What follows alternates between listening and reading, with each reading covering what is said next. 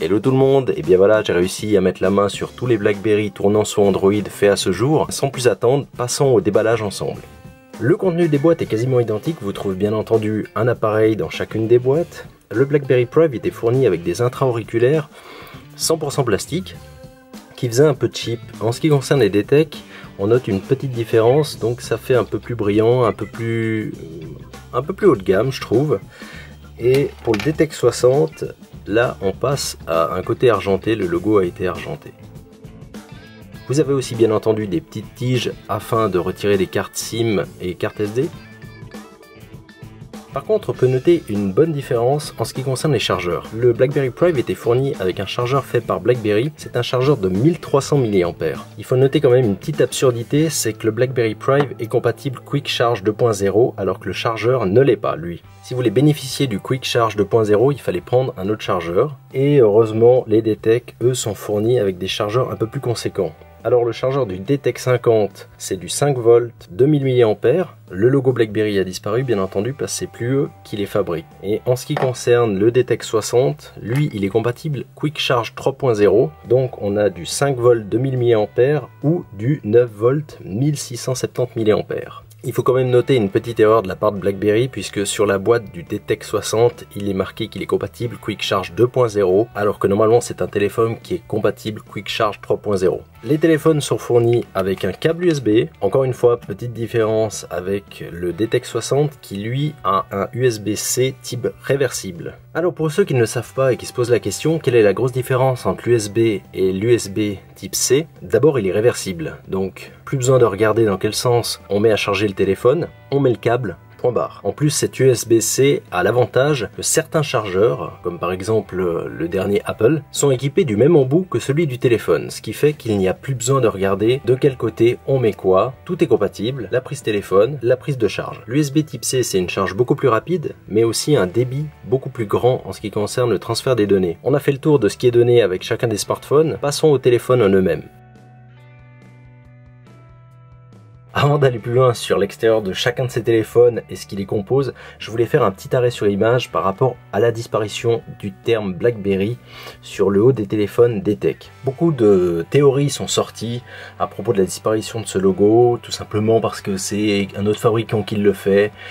Je pense pas, sincèrement.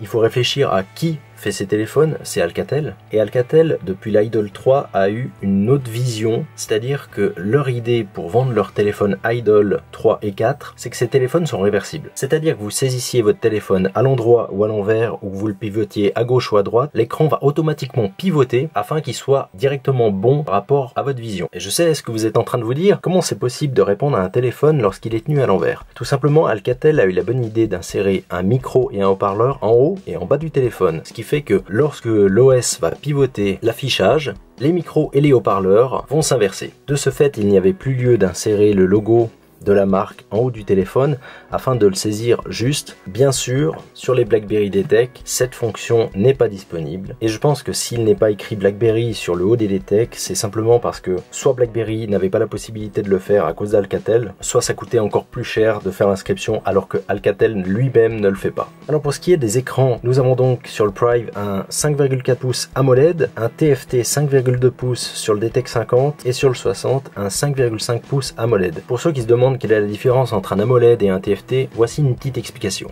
La principale différence entre un écran TFT et AMOLED est que celui-ci est censé consommer moins d'électricité en théorie. J'ai décidé de faire un petit test applicatif histoire de vous montrer ce que je suis en train de vous expliquer. Comme on peut le constater, l'écran TFT du DTEC 50 allume la totalité de la dalle pour faire l'affichage, alors que les écrans AMOLED, eux, se contentent d'allumer les diodes qu'ils ont besoin pour afficher l'heure, le reste de la dalle restant éteinte. Outre les écrans, sur la face avant, vous retrouvez pour le Prive une caméra de 2 mégapixels, une LED multicolore, et pour ce qui est du haut-parleur, bien qu'elle fasse la totalité de la base du téléphone, elle est portée uniquement sur une petite partie de la grille et c'est du mono. Pour ce qui est des DTEC, le 50 tout d'abord, une caméra de 8 mégapixels, une LED blanche uniquement qui va faire office de flash pour les selfies et des haut-parleurs sur le haut et le bas du téléphone afin d'avoir un rendu stéréo. Pour le DTEC 60, c'est quasiment pareil, une caméra de 8 mégapixels, une LED rouge cette fois-ci avec un flash à côté pour les selfies Et en ce qui concerne les haut-parleurs, nous retrouvons des haut-parleurs stéréo sur le bas et le haut du téléphone. Sur la tranche droite du Prive, nous retrouvons les boutons de volume plus et moins et au centre un bouton mute. La tranche gauche a un bouton de démarrage et d'extinction du téléphone. Sur le bas du téléphone, la prise USB ainsi que la prise jack 3,5 et sur le haut du téléphone, l'emplacement SIM et carte SD.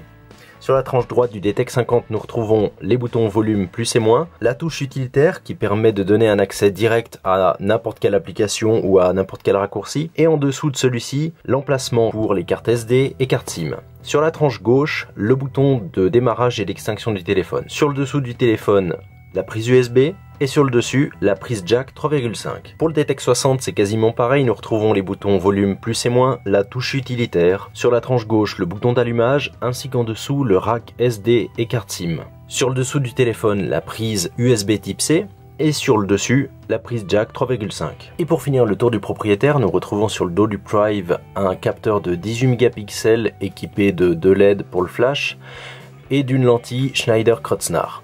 Le dos est en carbone texturé. Le dos du DTEC 50 est équipé d'un capteur de 13 mégapixels et lui aussi muni d'un double flash LED. Le dos est en plastique texturé. Et pour finir, le dernier né de chez BlackBerry, le DTEC 60, est équipé d'un capteur de 21 mégapixels, d'une double flash LED, d'un capteur d'empreinte et le dos est en verre. Pour ce qui est de la partie de l'OS, chacun de ces BlackBerry ne sont pas équivalents, en particulier le DTEC 50 où on note la plus grande différence par rapport aux deux autres appareils. La question reste posée, est-ce que c'est BlackBerry qui a décidé de se simplifier la vie et qui a pris une base d'OS que Alcatel proposait, ou est-ce qu'ils étaient contraints de prendre cette base d'OS? Bien entendu, ceci ne touche pas le DTEC 60, puisque à la base, le DTEC 60 est un Alcatel 4S qui est équipé de Windows. Première différence, l'affichage en mode veille. Le Prive et le DTEC 60 en sont équipés alors que le DTEC 50 non. Ce mode permet lors d'une réception d'une notification d'allumer brièvement l'écran en mode grisé afin de donner un aperçu de la notification. Autre différence, les notifications sur les écrans de verrouillage. Effectivement, on a un système de bandeau sur tous les téléphones. La grande différence, c'est que le Prive et le DTEC 60 permettent de sélectionner la notification qu'on veut plus précisément. Sur le DTEC 50, il n'y a pas cette possibilité-là. Autre petite différence que j'ai pu noter, le symbole Wi-Fi qui est équipé de petites flèches montrant l'état de son activité. Sur le Prive et le DTEC 60, elles sont à l'extérieur du symbole Wi-Fi, alors que sur le DTEC 50, elles sont à l'intérieur. Petit plus du DTEC 50, la possibilité de modifier les menus raccourcis en appuyant sur le petit crayon. À partir de là, libre à vous de modifier les icônes du menu. Chose indisponible sur le Prive et le DTEC 60. Mais la plus grosse différence se situera certainement ici sur le menu d'extinction du téléphone. Effectivement, le Prive et le 60 sont équipés quasiment du même OS, alors qu'on note une différence sur le DTEC 50 en ce qui concerne le menu qui permet d'éteindre le téléphone. C'est presque à se demander, avec ces quelques différences, et notamment l'absence totale sur le DTEC 50 du mot de passe image, si BlackBerry n'a pas été contraint de prendre une base d'OS de chez Alcatel, ou si c'est simplement une question de facilité d'avoir pris cette base d'OS de chez Alcatel. BlackBerry ayant décidé de proposer un Android de base quasiment comme Google, ils ne pouvaient donc pas importer leur gestuelle inaugurée dans BlackBerry 10. Histoire de se différencier de la masse de fabricants sur Android et de se donner une nouvelle identité, ils ont apporté des applications disponibles sur BlackBerry 10, mais aussi des nouvelles idées afin de proposer des options et des raccourcis propres à leur système. Je vais donc commencer la présentation de cet OS par le BlackBerry Hub. L'idée de BlackBerry avec cette application est de proposer un centre où toutes les notifications et tous les messages viennent au même endroit. Vous n'aurez donc plus besoin de sauter d'application en application afin d'accéder à vos messages. Tout est centralisé, que ce soit les mails, les SMS, les BBM, les WhatsApp, les Facebook Messenger, tout se retrouve à un seul et unique endroit. Depuis la sortie du BlackBerry Prive, ce hub a connu des grandes améliorations que l'on trouvait déjà sur BlackBerry 10, mais pas encore sur Android, comme le pincé qui a fait son apparition et qui permet de montrer tous les messages qui n'ont pas été lus jusqu'à présent. Le même geste à l'envers permettra de remettre le hub dans sa position initiale. Les gestuelles de gauche et de droite sont toujours présentes. Un glisser à gauche me permettra de faire comme si j'avais lu le message. Si je refais le même mouvement, le mail fait comme si je ne l'avais pas lu. Pour effacer un message, un glissement depuis la droite me permettra d'effacer le message. Bien entendu, toutes ces gestuelles sont configurables et vous pourrez choisir qu'est-ce que vous voulez faire avec tel ou tel mouvement. Les problèmes que j'avais cités dans ma première vidéo, à savoir que certains mails ne s'affichaient pas à la bonne taille de l'écran, est réglé. Comme vous pouvez le voir, tout s'affiche à la bonne taille. De plus, il est maintenant possible de zoomer dans un mail sans que cela ne pose aucun problème. Dernier point d'évolution positive du hub qui montre qu'il a atteint une certaine maturité, la création ou la réponse d'un SMS se passera directement par le hub et ne laissera plus ouvert l'application Message dans les processus ouverts. Le launcher, lui aussi, a évolué. Comme vous pouvez le constater sous certaines icônes, 3 petits points apparaissent. Un glisser sur une icône munie de 3 petits points permettra de faire apparaître un widget. Le cas échéant, lancer une recherche. Pour ce qui est du hub, cela me permet d'avoir une vue rapide de mes messages sans pour autant avoir à les ouvrir. Bien entendu, à partir de là, il est tout à fait possible d'ouvrir un email, un SMS, un WhatsApp ou quoi que ce soit d'autre. Autre évolution du launcher moins marquée mais que je trouve appréciable, l'apparition d'un thème noir dans le menu des applications. Ça peut sembler bête, mais c'est beaucoup plus appréciable pour l'œil. De plus, pour un écran AMOLED, cela permettra de moins consommer de batterie. Comme vous pouvez le constater, une petite languette grise se trouve ici.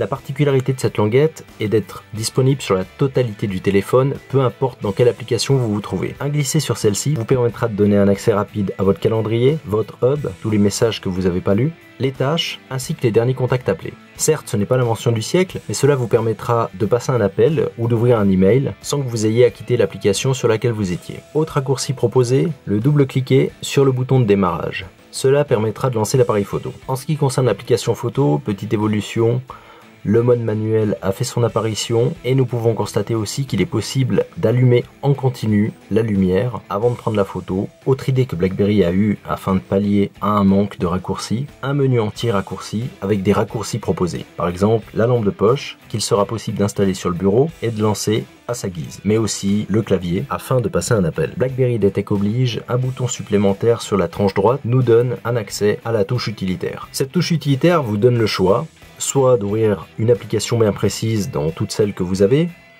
possibilité d'appeler une personne bien précise, d'envoyer un message ou bien d'y assigner un des raccourcis créés par BlackBerry, à savoir envoyer un SMS, lampe torche ou autre gadget. Enfin, dernier raccourci, un des plus connus, le glisser depuis le bas. L'idée est quasiment la même que la petite barre en grise, la différence se situera dans le fait que vous avez 3 options et qu'il sera possible d'assigner n'importe quelle application à ces 3 options. Pour ma part, j'ai laissé le hub, le téléphone et la recherche du terminal, mais vous pourrez tout à fait assigner Facebook Messenger, WhatsApp ou toute autre application afin d'un lancement rapide. En fin de compte, je finirai la présentation de l'OS par le clavier BlackBerry connu de beaucoup. C'est un clavier très intéressant à utiliser puisque les mots proposés n'apparaissent pas au-dessus du clavier, mais bel et bien sur le clavier. Un glisser depuis le bas du mot vous permettra de lancer le mot et de créer votre phrase. Un glisser sur la totalité du clavier en arrière vous permettra d'effacer les mots. Un glisser vers le bas permettra d'apparaître le clavier complémentaire ainsi que le deuxième clavier complémentaire. Et il y a même la possibilité de faire un coller comme sur PC via CTRL-V. Pour ceux qui utilisent des claviers en plusieurs langues, un long appui sur la barre d'espace vous permettra de changer de clavier en clavier, ou tout simplement, une fois que ceci est configuré, un glisser sur la barre d'espace vous fera sauter vers les langues que vous avez sélectionnées. Pour les adeptes du clavier par glissement, il est aussi disponible. Vous pourrez donc glisser vos doigts sur le clavier et écrire vos mots. Et sachez que l'option d'effacement par glissement est toujours disponible avec ce clavier. Enfin, dernier point concernant la sécurité de l'OS de BlackBerry, sachez que lorsque vous utilisez un VPN, donc lorsque vos données transitent par un serveur tierce, Android vous prévient par une petite clé qui apparaît sur le haut dans les notifications. À ma connaissance, l'OS de BlackBerry est un des seuls qui écrit précisément qu'est-ce qu'il en est de cette clé et les risques que vous encourez. Dernière application qui a évolué aussi grâce à l'arrivée de Android Marshmallow, c'est le DTEC. Jusqu'à présent, le DTEC surveillait l'activité de toutes les applications et même de l'OS ainsi de son intégrité. Maintenant, il est possible de vérifier l'historique de chaque application et de donner des autorisations ou non ou par genre d'autorisation.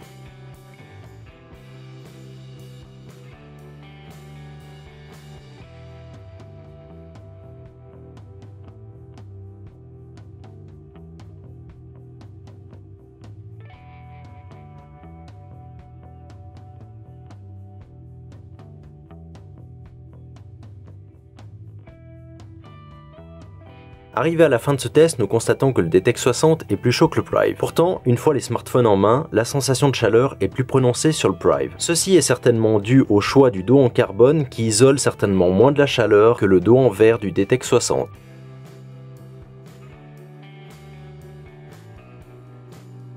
Sur ce test, nous pouvons constater que le 60 est parfaitement fluide, suivi du Prive qui a de légères saccades et le 50 qui n'arrive pas vraiment à suivre. Au final, même si le Prive et le DTEK 60 finissent quasiment en même temps, on constate bien la différence et la suprématie du 820 par rapport au 808 qui équipe le Prive. Il est clair que le DTEK 50 fait pas le figure, mais n'est pas si loin du Prive en résultat, surtout vis-à-vis du fossé qui les sépare du DTEK 60. Bien, maintenant passons au test photo.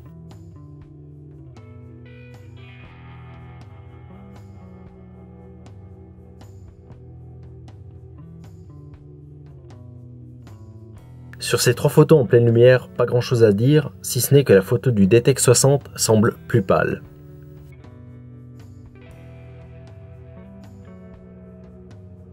Les trois photos suivantes nous montrent un DTEK 60 à la peine qui nous sort un cliché plus sombre. A partir de là, j'ai augmenté la luminosité des DTEK à +1 et nous pouvons constater qu'avec ce réglage, le DTEK 60 sort un cliché qui est quasiment identique à celui du Prive. Idem avec ces photos où j'ai laissé la luminosité à +1. En procédant à un zoom, nous pouvons constater que les 13 mégapixels du DTEK 50 montrent leurs limites, suivi du Prive. Par contre, les 21 mégapixels du DTEK 60 nous montrent des détails très prononcés et impressionnants. En faible lumière, la PN du DTEK 60 déclare forfait et le Prive est nettement supérieur et plus polyvalent de ce côté-là. Toutes les housses fournies sont équipées de cuir ou de simili-cuir. On peut constater que celle du Prive est munie de surpiqûres ainsi que celle du DTEK 50, mais pas celle du 60. Elles sont d'excellente manufacture. On peut constater celle du Prive fait le tour du téléphone quasiment, puisque elle prend le téléphone sur les deux côtés ainsi que sur le haut, mais pas le bas. Vous pouvez tout à fait ouvrir le téléphone et écrire à votre guise. Personnellement, je suis pas adepte de ce genre de four, puisque je trouve que pour l'écriture c'est pas très agréable, mais la qualité y est, là-dessus rien à redire. Petite négation sur la four du Prive, la fenêtre est à mon goût un poil petite, surtout en comparé à celle du 50, et celle du 60 bizarrement rétrécit aussi un peu, mais n'est pas aussi petite que celle du BlackBerry Prive. Bien entendu, avec ces fours, vous avez accès aux notifications rapides. Petit point négatif, si vous avez plusieurs notifications et que vous décidez de sélectionner l'une d'entre elles, on va vous dire qu'il faut faire un glisser vers le haut. Donc si on glisse, on va nous mettre la première notification, mais on ne nous mettra pas celle qu'on veut. Donc il faut lire la première notification, l'effacer, afin d'atteindre la seconde. Par contre, point positif pour la four du Prive, elle est équipée d'un emplacement pour la LED. Les deux DTEK 50, bien qu'ayant une LED, n'ont pas la possibilité d'avoir une LED qui s'affiche sur le dessus. Je trouve ça un peu dommage, puisque la LED nous permet de savoir si on a reçu une notification sans pour autant allumer le téléphone. Et là, il n'y a pas le choix, il va falloir faire un double tap sur l'écran afin de savoir si vous avez reçu des notifications ou non. Et autre point négatif, c'est que comme vous pouvez le constater, tous les téléphones sont fournis avec une ouverture pour l'appareil photo à l'arrière. C'est bien pensé, mais par contre, on se dit, tiens, on va prendre une photo. Eh ben, essayons, je sais pas, par là. Eh ben non, on peut pas. Alors c'est clair que si vous faites le double-cliquer, on vous donne pas non plus accès à l'appareil photo. Pourtant, l'appareil photo est bel et bien lancé, mais on n'a pas d'accès depuis là. Je trouve ça un peu dommage. D'autres constructeurs le proposent, comme Asus, où on peut faire des photos directement depuis la petite fenêtre. Voilà, en tout cas, si vous êtes adepte de ce genre de four, n'hésitez pas, la qualité est vraiment nickel. Continuons avec les protections, les pochettes intelligentes que BlackBerry propose. Alors, première chose qui choque, le BlackBerry Prive n'a pas le droit à une fenêtre de notification, on comprend juste pas pourquoi. Ils nous ont quand même mis un emplacement pour la LED, très gentil à eux. Et vous avez un emplacement pour mettre des cartes de crédit ou autres à l'arrière du téléphone. Il sera possible de charger votre téléphone par le bas, mais aucune possibilité de voir les notifications. Outre cela, je trouve que, bon, la pochette est neuve, mais c'est pas très facile à sortir le téléphone. Voilà, ça me convainc pas tellement. Passons aux deux autres pochettes intelligentes, donc celle du DTEK 50 et 60. Très bonne qualité, rien à redire. On a du tissu sur la totalité du tour du 50 et une sorte de cuir ou simili-cuir sur le bas pour celle du 50. Le 60, lui, a du tissu en face avant et un cuir ou simili-cuir à l'arrière. Alors pour le 50, c'est un peu plus pénible à sortir, peut-être à cause du tissu, je sais pas, elle est plus rigide. Bon, vous avez un emplacement en bas, vous pourrez tout à fait pousser le téléphone, mais ça reste quand même relativement dur à sortir. Pour le 60, rien à redire, très facile à sortir. On sort le téléphone aisément. Par contre, petite déception, aucune possibilité d'avoir un accès à l'appareil photo via la pochette. Et même s'ils nous mettent un accès à l'appareil photo via la fenêtre des notifications, eh ben, il va falloir sortir le smartphone pour pouvoir prendre une photo. Donc ces pochettes, oui et non. Je vais finir le tour des accessoires par le nouveau chargeur de voyage de BlackBerry. C'est un chargeur Quick Charge 2.0, je trouve dommage, ils auraient pu nous mettre un Quick Charge 3.0. Après, l'idée est excellente puisque on peut changer l'embout très facilement. Par contre, je trouve que la bête est un peu grande, donc ça c'est le DTEC 60. On aurait pu nous faire quelque chose d'un peu plus concis. Arrivé à la fin de cette vidéo, je vais encore dire un petit mot sur la durée de vie de la batterie des téléphones. Alors autant le BlackBerry Prime avec Android 5.1 m'avait étonné, j'arrivais à faire comme mon passeport environ 300 minutes d'écran allumé, c'est-à-dire 5 heures. Depuis Marshmallow, je fais grosso modo 4 heures d'écran on. Au-delà, ça devient difficile. 4 heures d'écran on, ça correspond à peu près à ce que j'arrive à faire avec le DTEC 50, voire assurément avec le DTEC 50. Pourtant, il a une batterie de 2610, soit dans les 800 mAh de moins que le BlackBerry Prime. Le gros challenger, c'est le DTEC 60 avec sa batterie de 3000 mAh, même si elle est plus petite que celle du Prime, on tient largement la journée, voire plus. J'ai réussi à faire 5 heures d'écran on, voire plus avec ce téléphone. Il me bluffe, c'est hallucinant.